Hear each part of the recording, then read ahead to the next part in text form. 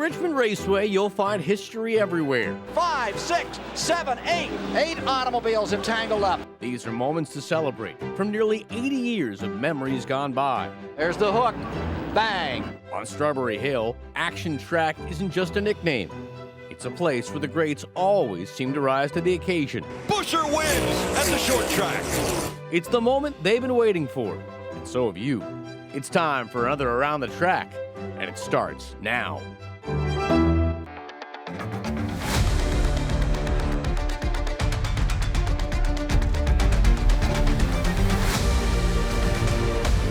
They say Virginia is for lovers, but believe me, there isn't going to be any love lost at the track in Richmond. Welcome into Around the Track. My name is Carla Gebhardt. He is Gabe McDonald. And Gabe, we're really running through these short tracks early on in the season. Yeah, the season seems to be flying by, and the Action Track on Strawberry Hill takes center stage. But here on Around the Track, we've got all the stars, including America's crew chief, Larry McReynolds. Plus, after a week off, our buddy from The Athletic, Jordan Bianchi, is back to break down all things Richmond. That's right, so no point in waiting any longer. Let's get to it, get to all the details of this track. And since 1953, NASCAR Cup Series has evolved right here on the short track at Richmond. Expect extremely close racing as teams not only try to figure out how to make a pass for the front, but also how to stay on that lead lap. Any slip up or issue will ensure drivers get lapped. And another thing to worry about here are those tires. While it won't be maybe as aggressive as the blowouts we saw 2 weeks ago in Bristol, the wear will leave teams looking for grip on the track and onto any leads. It's one of the many challenges that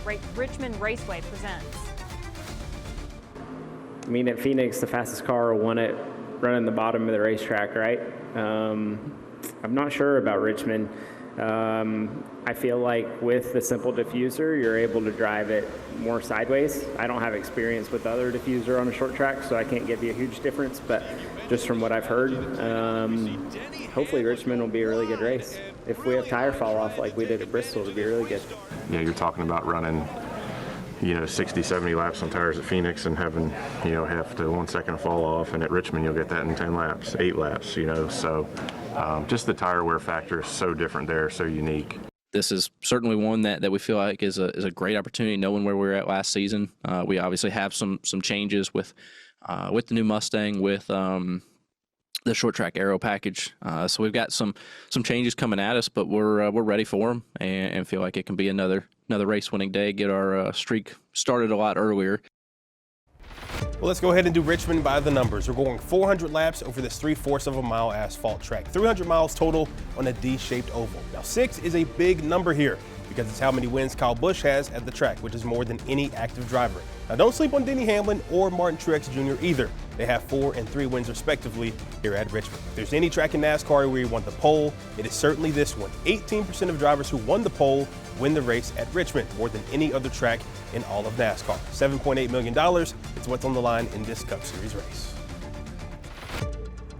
Now to give us a little bit more information on the race this weekend at Richmond, let's go trackside with our reporter on location, Madison Moore. Madison, just set the scene for us right now going into the weekend.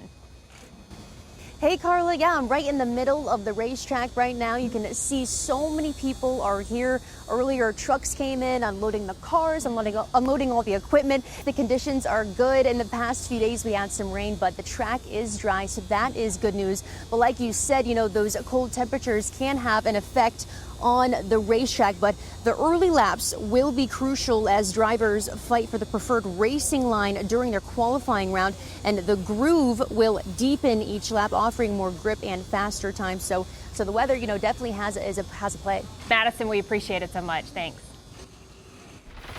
Well, after a brief hiatus, the best dressed man in all of NASCAR right. is back with us. You read him on The Athletic, you see him on Dirty Mo Media. It's Jordan Bianchi. Jordan, no shortage of fireworks right now so far this season. It's been fun. We got Christopher Bell and Kyle Busch. We're going to another short track this week. We got Martinsville next week. Yeah, this is a good time to be a NASCAR fan. Lots going on, and hopefully it's more conflict. So as we get set to rumble in Richmond, there's a reason why people call this the action track. Why do you think NASCAR continues to come back here every year? And when we talk a lot about North Wilkesboro and Martinsville and Darlington, NASCAR's root tracks, right? Well, Richmond is actually one of those tracks too. It gets overlooked a lot, but if you look back at the history of the sport, it goes back to the foundation of NASCAR. They've been racing at Richmond for a long, long time. There's a lot of history here. You win at Richmond, you're a great driver. Now, there was some talk of maybe, they're maybe losing a race. I mean, why do you think they continue to get races here? Well, I mean, it's a market. For a long time, it has been a hotbed for NASCAR. Last few years, attendance has been so-so. There's some talk of whether or not that's going to continue, if they have 2 races or not. They're going to have a date for sure. Whether that's 2 or not, we'll see. But NASCAR's trying to expand its schedule, trying to go to different tracks. And a lot of tracks that have had 2 dates have had one of those dates kind of relocated elsewhere. Just basically an opportunity to expand the schedule. We do like the variety that NASCAR does integrate into this schedule. Now, the last time we went short track racing, it was like having 2 ticking tires, tire bombs on these cars. Bristol, of course, and Richmond are 2 very different tracks, but still the tire wear is going to come into play. Why is that at Richmond? It is an abrasive track. It does wear tires. It's not going to be like it was at Bristol. Let me put that. It shouldn't be like it was at Bristol because we don't know what caused it at Bristol.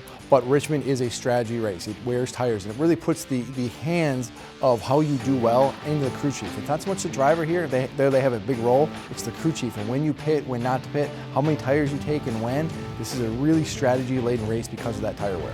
Bristol was also concrete. This is asphalt, and drivers do at least like that part of the track. They do. I mean, they don't like the concrete, right? They like the asphalt at Richmond, and they like Richmond because it allows them. It's a short track, but it races like a super speedway. You've got multiple grooves there. You can kind of search around and find different lanes. If the bottom lane isn't working for you, you can move up. If the top lane isn't working for you, you can move down. Now, that William Byron guy, he's pretty good at racing. He's already our first multi guy to win 2 races this year. Why do you think it's been such a good year for number 24 here in 2024 and for all of Hendrick as well so far? This is a continuation of what we saw last year, right? William had led the series in wins. He was near the top of the standings in several statistical categories. Last year was a coming out party for him. This is just him continuing that. He's got 2 wins through 5 races. Really could maybe have had another win along the way. They've had a lot of speed in their race cars, and you look at the stretch of races.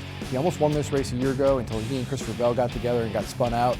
And then Martinsville next week, Texas the week after that. Oh, by the way, he's won at both of those tracks. Now, you also have a guy on Hendrick, Alex Bowman, because you have 2, he's in the shadows of 2 champions, Kyle Larson and Chase Elliott, a guy who's winning a lot in William Byron. Do you think he's close to getting back over that hump and getting in the checker? I do. Back-to-back 4th place finishes for Alex Bowman. The issue with Alex, not qualifying well, he'll tell you that. If they qualify better, it makes his job a lot easier on Sundays. That's where the struggle is. If they can qualify well, they've got the speed. They just haven't been able to execute on qualifying day. All right, we're talking about Hendrick Motorsports, but Joe Gibbs Racing has also been very good this season. A lot of great drivers. But Ty Gibbs, I want you to just put into perspective what he's been able to do. I mean, this is a really young guy in the series, kind of grown up watching his grandfather, right? Watching this race team, watching Denny Hamlin, but he hasn't yet made it to victory lane yet. Is he close? Oh, he's close, and it could happen Sunday. This is a really good track historically for Joe Gibbs Racing, and you look at what Ty Gibbs has done this year, just keeps knocking out top 10 finishes. This is a guy who's only in his 2nd year, 5 races into his 2nd year. You're not supposed to be this good and this smooth and not make these kind of mistakes. He just keeps doing this week after week. This is really impressive. He's going to get a win. It's just a matter of when it's going to happen. You think it's this year? Oh, it's going to be this year. Is it going to be just one? Probably not. It's probably going to be multiple. Wow. And it could be Sunday. Yeah, it could be Sunday. All right, Jordan, hang tight. We got to make a pit stop first. And speaking of, we know a guy who's made a living off that.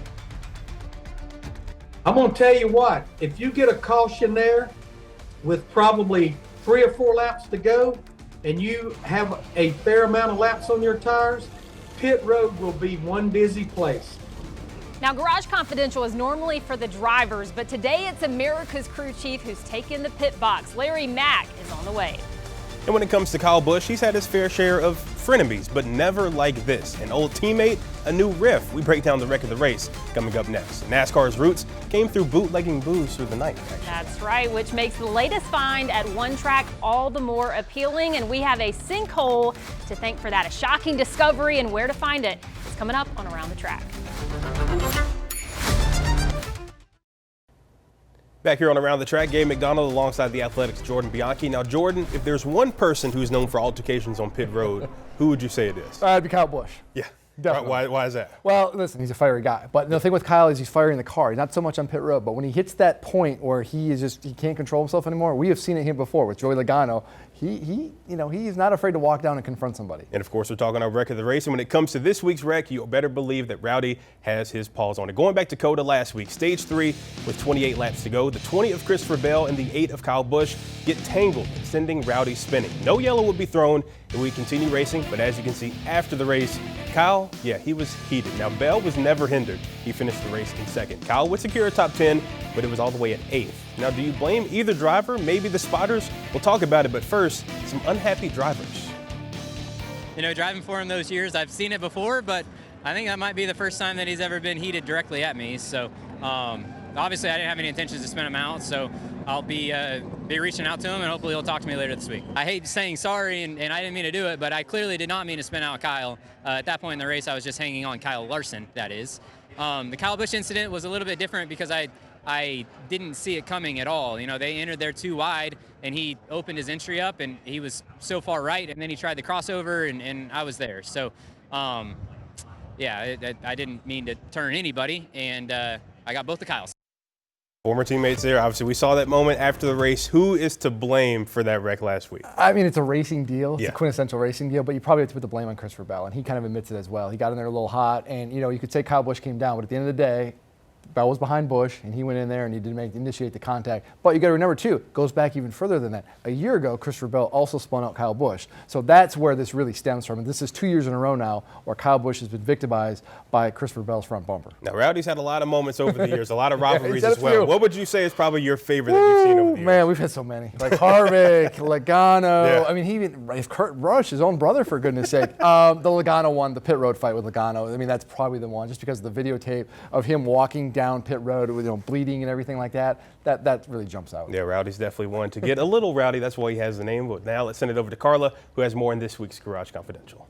Thanks, guys. Yeah, we talk a ton about the drivers here on Around the Track, but let's be honest, without their crew chief, they are nothing. A man known as America's crew chief is joining our own Mike Lissette right now. So, Mike, who you got?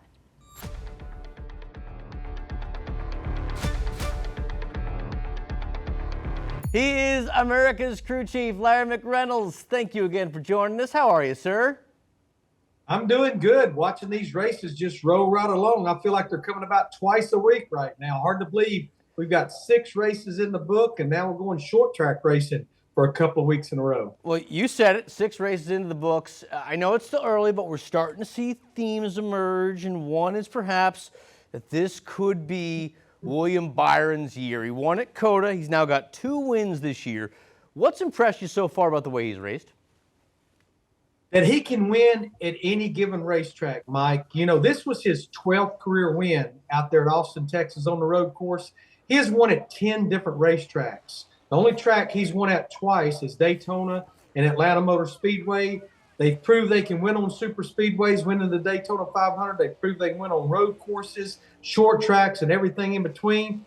And the thing about it, this is the 3rd consecutive year that William has become the first multi-winner to start a new season, and he does it early. Okay, you mentioned that, so I'm going to push back here a little bit. Why has that not yet translated into the ultimate prize for William Byron? It's a tough deal to win this championship. Think about this last year, Mike. They won 6 races.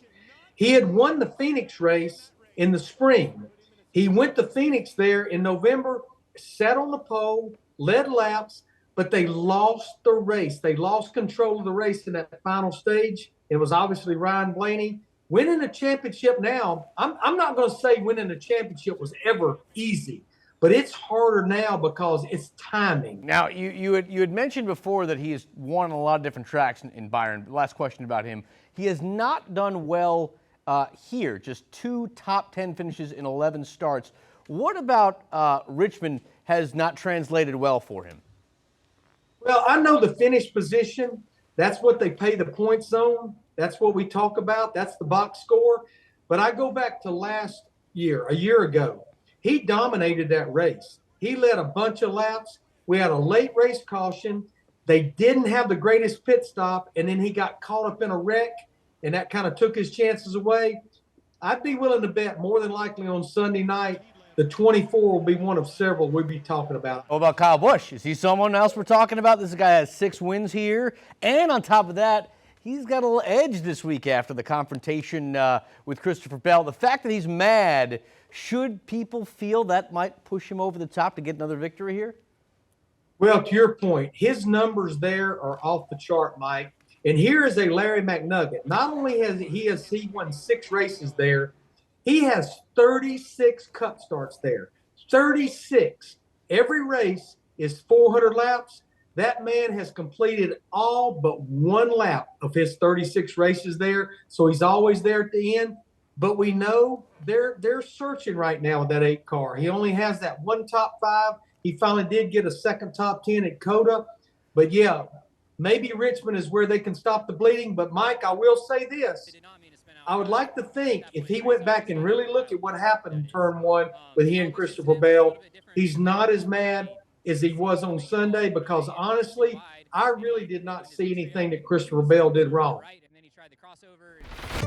All right, thanks, guys. Well, the Dillon name is synonymous with NASCAR. Just ask Austin, a Daytona 500 champ, but now his brother Ty is looking to make a comeback. Who's giving him another shot at the Cup Series? You're about to find out. And North Wilkesboro Speedway is getting a bunch of renovations done for its second round of hosting All-Star Weekend. But they have a bit of a sinkhole problem that's filled with moonshine, no less. This story is crazy, and we're bringing it to you next right here on Around the Track.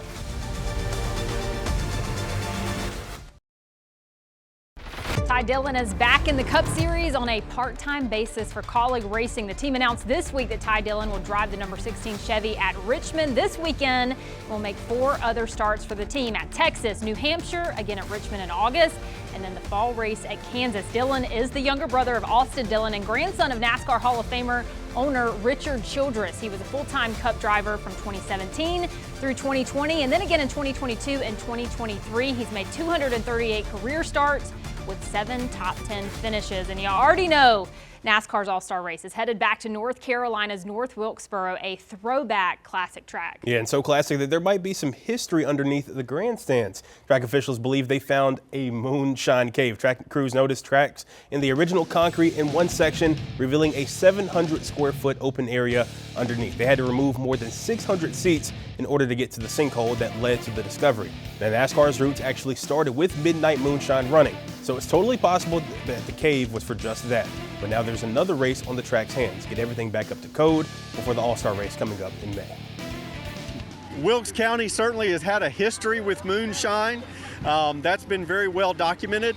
And you know, we certainly heard the stories, the urban legend, heard the rumors that there could have been something happening here at the Speedway, bootlegging. And we've even heard a couple of stories that it could have been underneath the grandstands.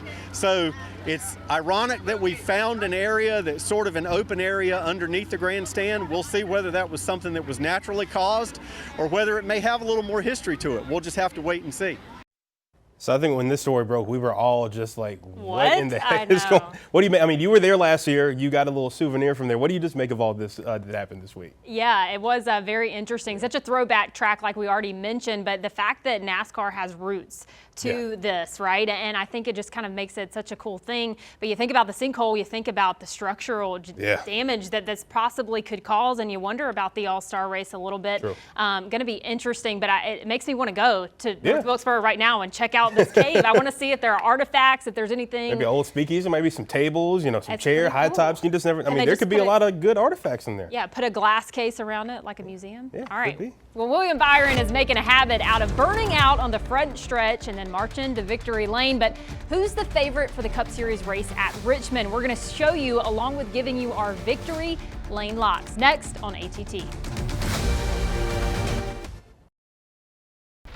All right, we're about to make our picks for Richmond, but first let's go to Vegas to check out the odds for NASCAR's first race of the season that'll start under the lights. These odds are courtesy of DraftKings. And we got a tie at the top. Denny Hamlin and Christopher Bell both sit at plus 425. Martin Truex Jr. is next at plus 600. Ty Gibbs is plus 850, and Kyle Larson rounds out the top 5 with plus 900 odds. Now, 4 of the top 5 on here are all Toyota drivers, and they're all property of JGR. I wonder if that's going to be a trend here. That's right. And who's going to stop Willie B's hot streak, or is this thing going to continue? I mean, Jordan, you're our guest, so you have the honors. I appreciate that. I'm going to take Denny Hamlin, and how can you not here? Veteran know-how here, manage your tires. He's got the best crew chief at managing strategy and dictating that.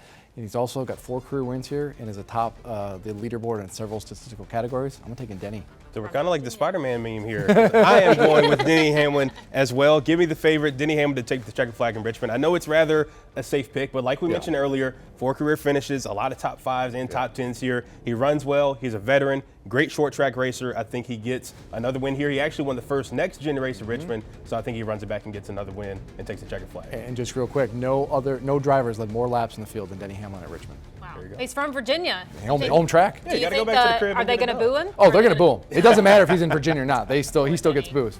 He's used to it. He likes it. Y'all are going with JGR. I'm actually going with a Chevy driver. I'm going with the repeat winner from last spring, and Kyle Larson won here at Richmond just a year ago. Give me the number 5 of Hendrick Motorsports. Again, already has 1 win from this season. I think he joins his teammate William Byron as a multi-time winner this season. Jordan, there's just something about Cliff Daniels. The calculation that these two can get when they're on a Sunday, I just think it can be special. He is arguably one of the best. He's not arguably one of the best. He is the best crew chief in the garage, right, when it comes to this stuff. And Larson is so good here. We talk a lot about Toyotas and Joe Gibbs Racing, how dominant they are. Well, guess what? Yeah. Kyle Larson won this race a year ago, and Hendrick Motorsports dominated this race overall. So, yes, Gibbs' cars are fast here. Hendrick's just as good. Absolutely. All right, well, happy Easter weekend. Enjoyed Richmond, everybody.